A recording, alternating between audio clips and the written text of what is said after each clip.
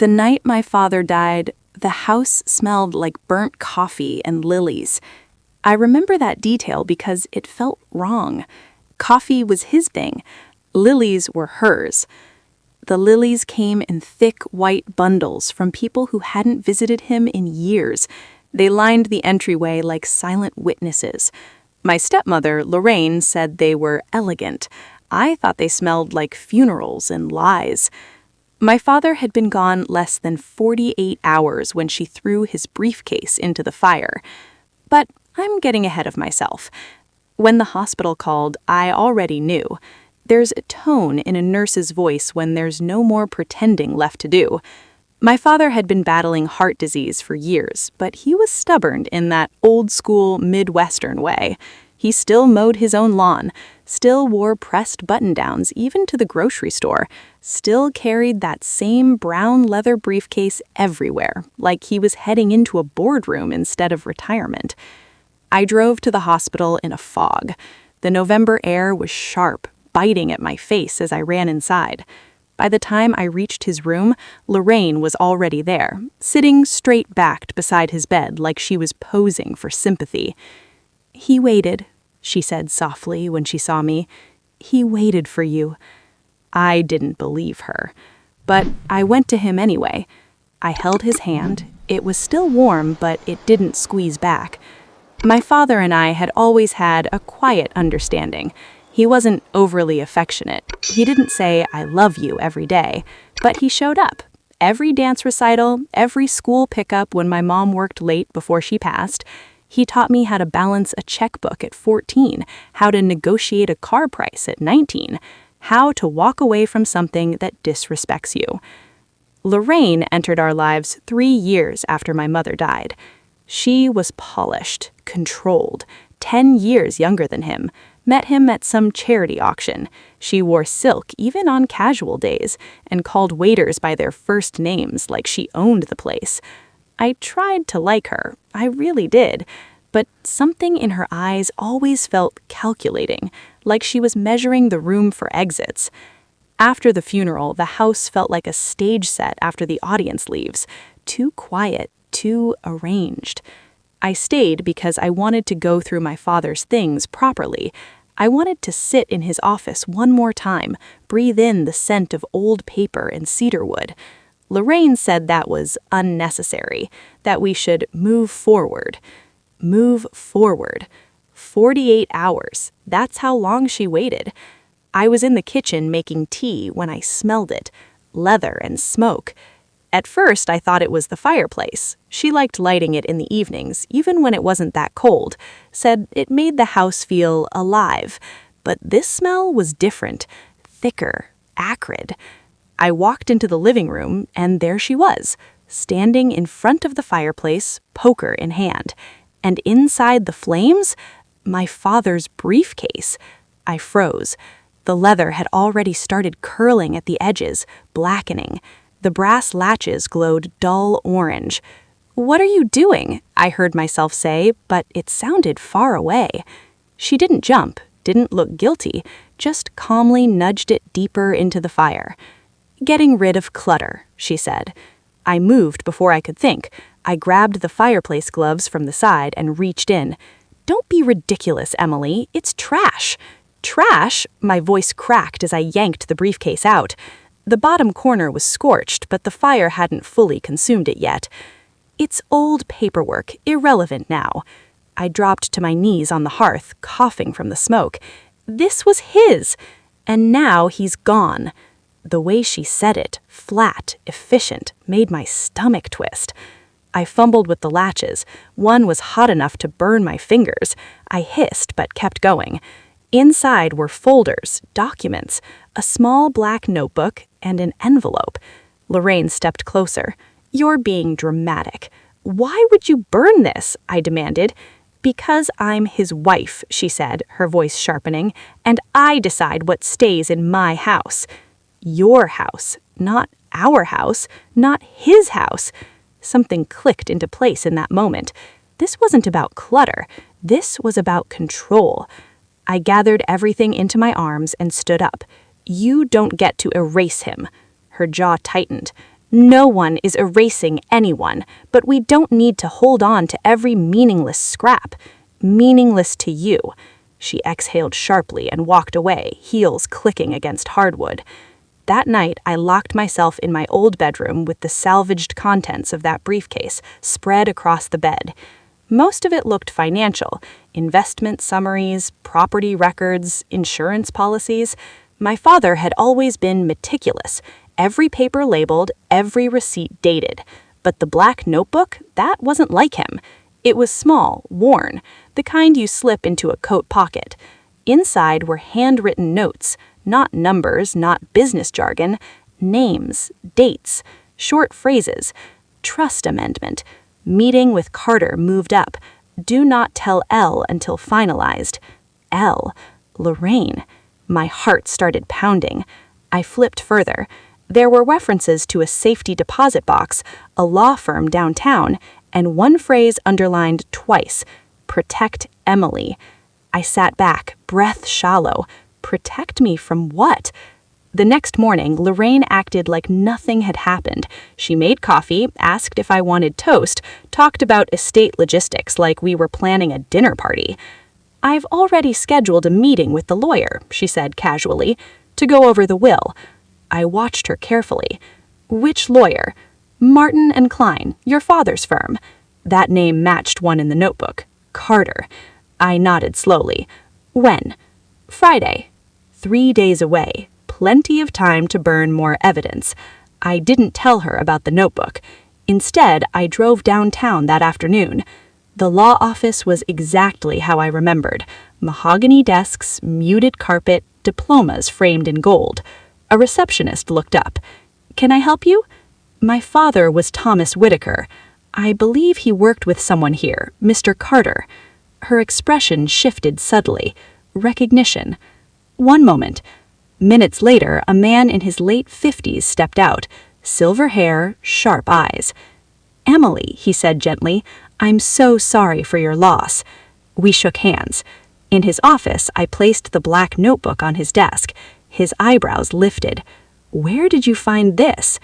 "In the briefcase my stepmother tried to burn." His jaw tightened almost imperceptibly. "I see. What is this?" I asked. He leaned back slowly. "Your father made some changes recently." "What kind of changes?" He studied me for a long moment, as if weighing something. "Significant ones." My pulse roared in my ears. "Lorraine doesn't know?" I asked. He didn't answer directly. Instead, he said, "There's a reason your father wanted certain discussions handled discreetly." Discreetly. Like hiding a notebook in a briefcase, like writing "Do not tell L." My hands were shaking now. "Am I in danger of losing something?" I asked quietly. He folded his hands. "That depends on what your stepmother believes she's entitled to." A chill slid down my spine. When I got back to the house, Lorraine was on the phone in the dining room.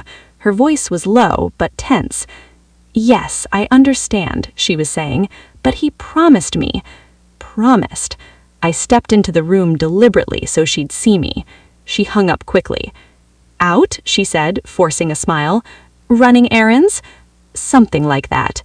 We stared at each other. Two women standing in a house that suddenly felt like contested territory. That night, she made a point of mentioning how much she had sacrificed for my father, how she stood by him, how marriage meant unity. "Of course," she added lightly, "everything naturally passes to the spouse." I said nothing, but inside a storm was building, because if my father had changed something, if he had tried to protect me, then Lorraine hadn't just been burning paper, she had been trying to destroy leverage. Friday couldn't come fast enough, but yet, as I lay awake that night staring at the ceiling of the room I grew up in, I couldn't shake the feeling that Lorraine wasn't done. People don't throw briefcases into fires unless they're afraid of what's inside, and fear makes people dangerous. I didn't know how far she was willing to go, but I was about to find out. Friday morning arrived gray and heavy, like the sky itself was holding its breath. Lorraine wore black again, but not morning black, structured black, power black. The kind of tailored dress that says control without needing to raise its voice. Her pearls were back on, resting neatly against her collarbone like armor. "You don't have to come," she said lightly as she picked up her handbag. "This is mostly procedural." "I'm coming," I replied. She gave me a tight smile. "Of course you are."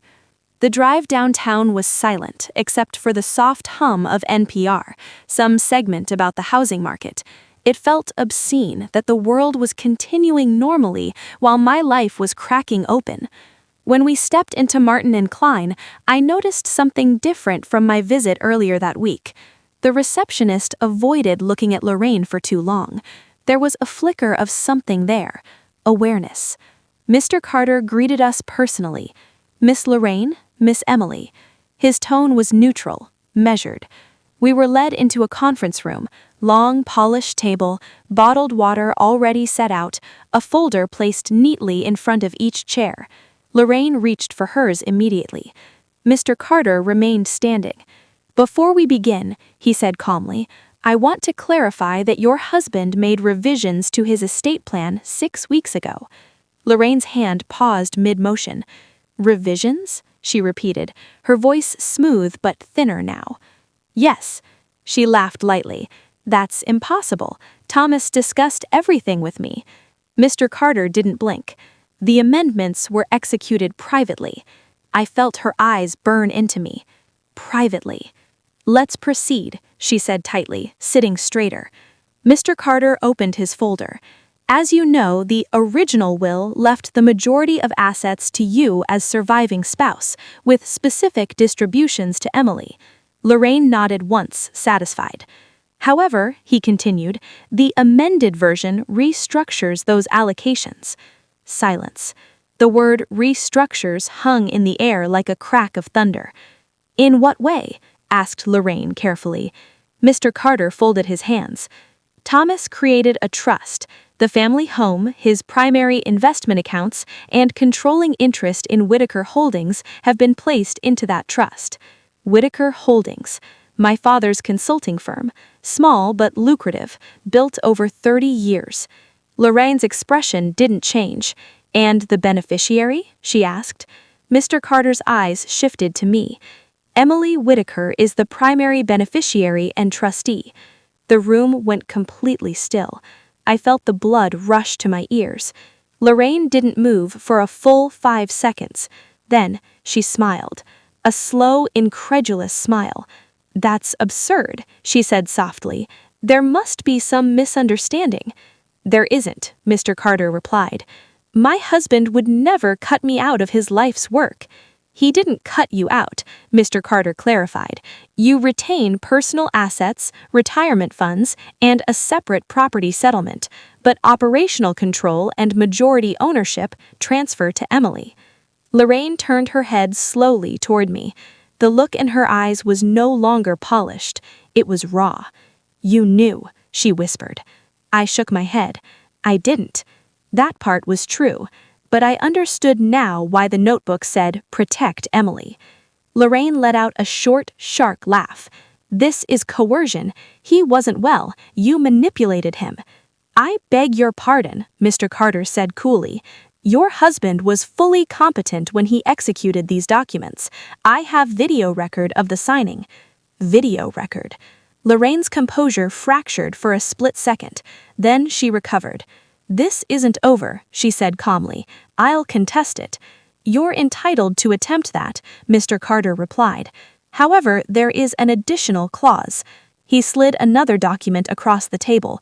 Lorraine's manicured fingers gripped the paper. "If the trust is legally challenged," he continued, "all liquid assets earmarked for you revert to charitable foundations per Thomas's directive." Her face drained of color. "He wouldn't do that," she whispered. "He did."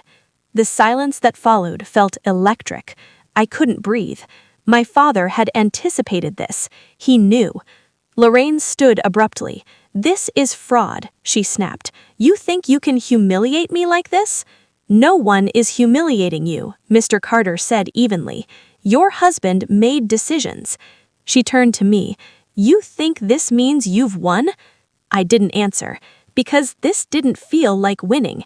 It felt like stepping into a battlefield I didn't know existed until now. She gathered her purse with sharp movements. "You've always resented me," she hissed quietly, so only I could hear. "You tried to burn his briefcase," I replied just as softly. Her eyes flashed. "You have no idea what was in that case." I held her gaze. "I think you did." For a split second, something dangerous flickered across her face. Then it was gone. She walked out without another word. The door clicked shut behind her. My hands were trembling under the table. Mr. Carter exhaled slowly. "She won't let this go quietly," he said. "I know." He studied me carefully. "There's more." My stomach tightened. "More?" "Your father had concerns." "About what?" He hesitated. "Financial discrepancies." The room tilted slightly. Discrepancies? In the past year, significant sums were withdrawn from joint accounts, redirected. To Lorraine? Not directly. He slid another folder toward me. Bank statements, highlighted transfers, shell LLCs I'd never heard of. "This is why he amended the trust," Mr. Carter said quietly. "He believed marital assets were repositioned." Repositioned, a polite word for siphoned. "How much?" I asked, my voice barely audible. 7 figures. That number slammed into me. "That's impossible." "I'm afraid it isn't." I stared at the pages. Lorraine had been preparing for something, or protecting herself, or planning an exit. "I didn't tell her we were aware," Mr. Carter added. "Thomas wanted documentation secured first." The notebook, the secrecy, the urgency. My father had been playing a long game. Lorraine had been playing one too, and now I was standing in the middle of it. The storage facility sat on the edge of town, surrounded by chain-link fencing and flickering security lights. Unit 317. My hands shook as I slid the key into the lock. For a moment, I just stood there, listening to the hum of the fluorescent light overhead. Then I lifted the metal door, and what I saw inside made my heart stop, because stacked neatly against the back wall were boxes labeled in my father's handwriting, and one safe, small, heavy, locked, and spray-painted across the top were 2 words I never expected to see in my father's careful script. "If anything happens." My pulse thundered, because whatever he had discovered, whatever he had been protecting me from, it wasn't finished, and Lorraine knew exactly what was in here, which meant she was already one step ahead. For a full minute, I just stood there staring at those words. If anything happens. My father's handwriting was steady, deliberate. He wasn't a dramatic man. He didn't do theatrics. If he wrote something like that, it meant he believed something actually could happen. The storage unit smelled like dust and cold metal. The fluorescent light above flickered once, then steadied. I stepped inside and pulled the metal door halfway down behind me.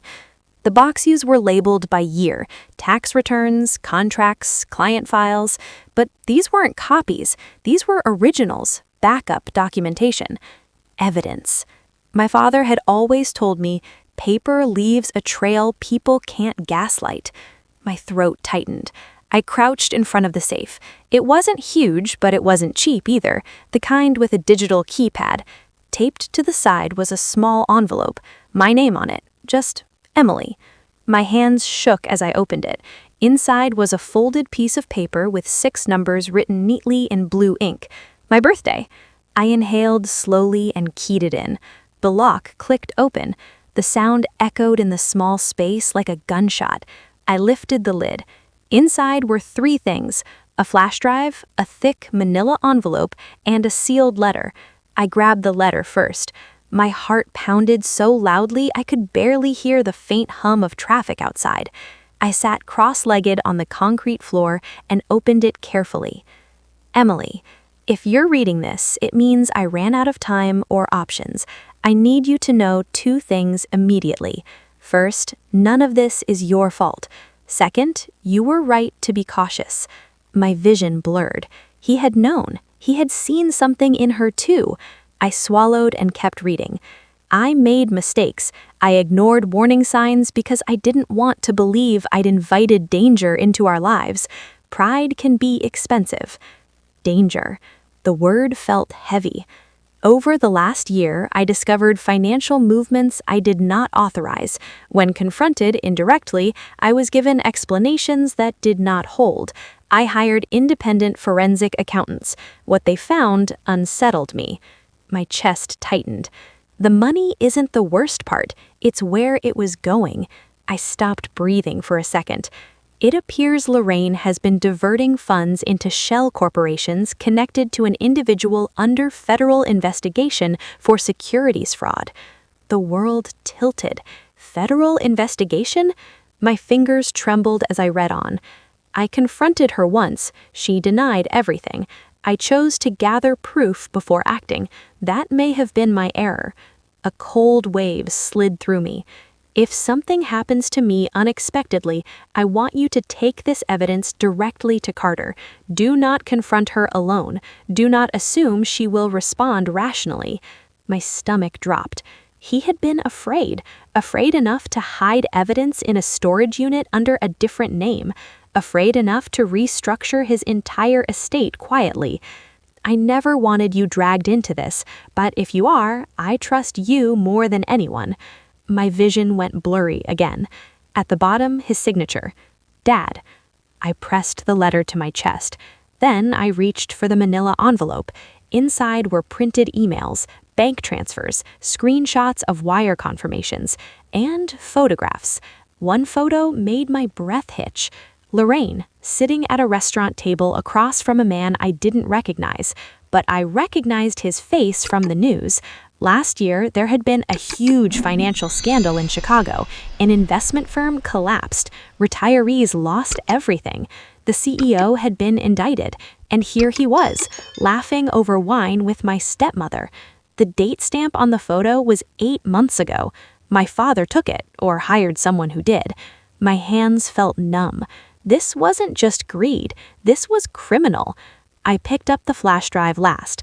There was a sticky note attached. Full backup. I exhaled slowly. My phone buzzed again. Lorraine. This time I answered. What did you find? She asked immediately. No greeting, no pretending. I stood up slowly inside the storage unit. Why were you meeting with Daniel Hargrove? I asked quietly. Silence. Then her voice changed. Careful, controlled. I don't know what you're talking about. You know exactly what I'm talking about. Another pause. You shouldn't be digging into things you don't understand, she said softly. Did you steal from my father? A sharp inhale. I protected myself. From what? From being left with nothing. I laughed once, disbelieving. You siphoned millions. He was changing, pulling away, listening to you. This wasn't about money. This was about power slipping. You were involved in fraud, I said. Her tone hardened. Be very careful what you accuse me of. You tried to burn evidence. That briefcase had nothing that would hold up in court. Court, she said it without thinking. My stomach tightened. Are you threatening me? I asked. No, I'm advising you. Dad knew. Her silence confirmed it. He was sick, stressed, paranoid. He hired forensic accountants. That broke her composure. You have no idea how this world works. Men like him make enemies. And you aligned yourself with one. Her breathing was uneven now. You think Carter will protect you? I think the FBI might be interested in this flash drive. Complete silence. Then, you wouldn't. I would. Another long pause. You're making a mistake, she said, voice almost pleading now. I looked around at the boxes, the safe, my father's careful handwriting. No, I said quietly. I think you already did. I hung up. For a second, the unit felt too small, too tight. This wasn't just a family dispute anymore. This was criminal exposure. And if she was involved deeply enough, there was no telling how desperate she might get. I drove straight back downtown. Carter didn't look surprised when I laid everything out on his desk. He went very still as he flipped through the documents. "This is significant," he said quietly. "Significant how?"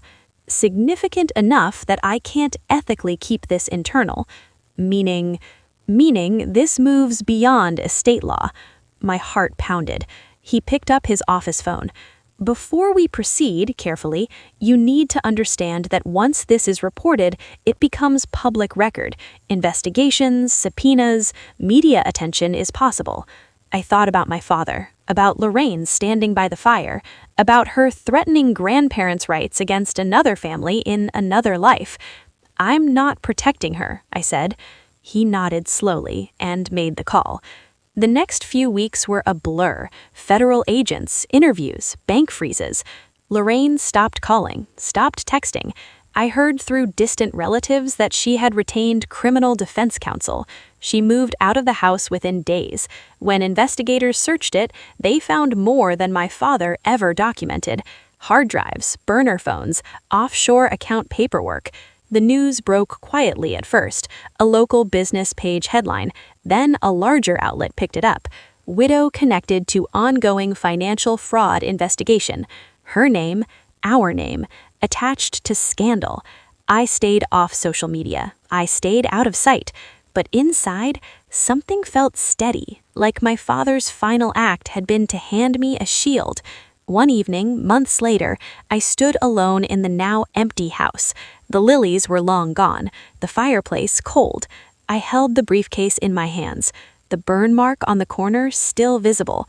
I ran my fingers over the scarred leather. She had tried to erase him. Instead, she exposed herself. My phone buzzed, a notification from a news alert.